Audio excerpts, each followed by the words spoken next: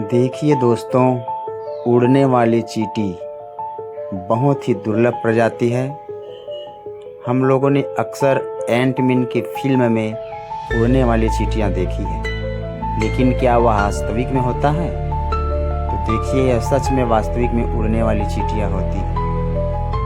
बड़ी ही दुर्लभ प्रजाति जो देखने को मिला।